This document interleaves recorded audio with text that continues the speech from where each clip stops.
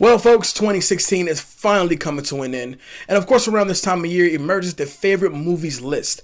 Now, this was a stacked year. I didn't get a chance to see every movie that came out, but out of all the movies that came out, these are my favorite. Now, don't fret. If you don't see your favorite movie on here, it may be on my top 10 worst. Before we go into this list, here are some honorable mentions of movies that came out this past year that were great, but we have to condense the list down to 10, so therefore they didn't make it. And they are Arrival, 13th, The Jungle Book, Kubo and the Two Strings, Sully, and Hell or High Water. Those movies are great. Check them out when you get a chance to. So without further ado, these are my top 10 favorite movies of 2016. Coming in at number 10, Don't Breathe. Don't Breathe was the surprise hit of the summer for me.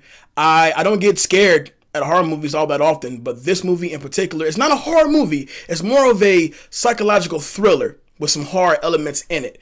But the old man, the dog, the three kids that are stuck inside with this old man and his dog make for an hour and a half of straight suspense trauma for anybody who sits and watches it. Check out Don't Breathe. It blew me away. Coming in at number 9, Moana. I love Disney movies.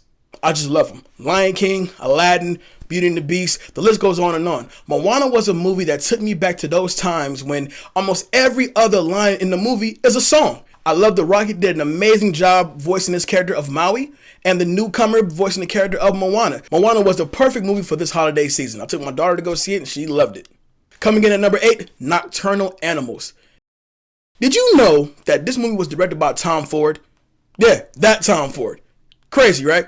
It's a story within a story, but it seemed like the story that was within the story was more interesting than the story that was actually told. But it's something about the story within the story and how it all plays together makes for an excellent movie. Nocturnal Animals gave us fantastic performances by Jake Gyllenhaal, Amy Adams, Michael Shannon, and Aaron Taylor Johnson.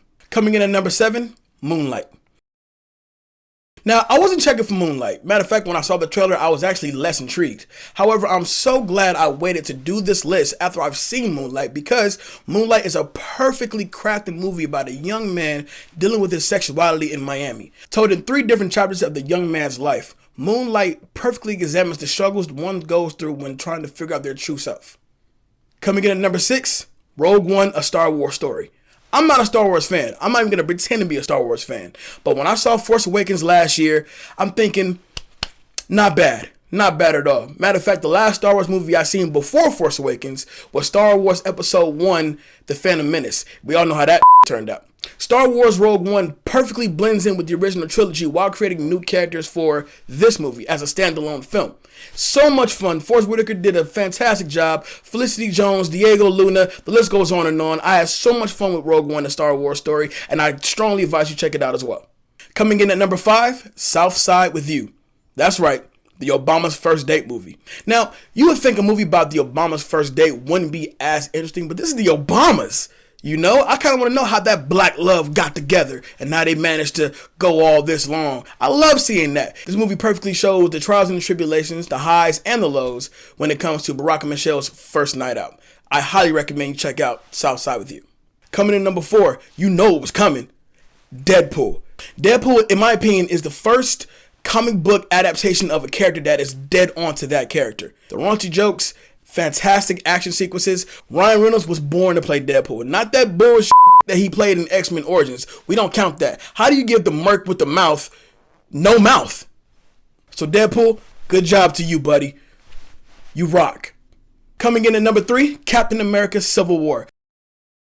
I have been waiting for this movie since the moment they announced it. Captain America versus Iron Man, versus Spider-Man, versus Black Panther, versus every damn body in the Marvel Cinematic Universe together in one movie to duke it out against each other. Damn it, the best airport scene I have seen in the longest time. And then we get the awesome, beautiful debut of Black Panther and now our new Spider-Man, Tom Holland. Not bad, right? This is it, you guys. The last 2. I had a hard time struggling with who I was going to put at number 1, but I think I got it right. Coming in at number 2, Deepwater Horizon. Based on the BP oil spill back in 2010, director Peter Berg and Mark Wahlberg put together a beautifully crafted movie about simply surviving. The movie creates so much tension, and you're with them every step of the way, with great performances by Mark Wahlberg, Kurt Russell, John Malkovich. It's no wonder that the new actor-director pair is now Peter Berg and Mark Wahlberg. Check out Patriots Day as well. Here it is. Number 1, my favorite movie of 2016, and it is The Nice Guys. Damn right, it's The Nice Guys. Director Shane Black writes and directs this fantastic movie that gives us great comedic performances by two unlikely pairs in Russell Crowe and Ryan Gosling, as well as a out of nowhere cameo by Keith David. Where you been at? The Nice Guys, highly underrated film, the best in 2016 in my opinion. Well, that's it. My top 10 favorite movies of 2016, and just like there's a favorite list, please believe there is a worst list coming. What's your top 10 favorite movies of 2016? Comment below, let's talk about it.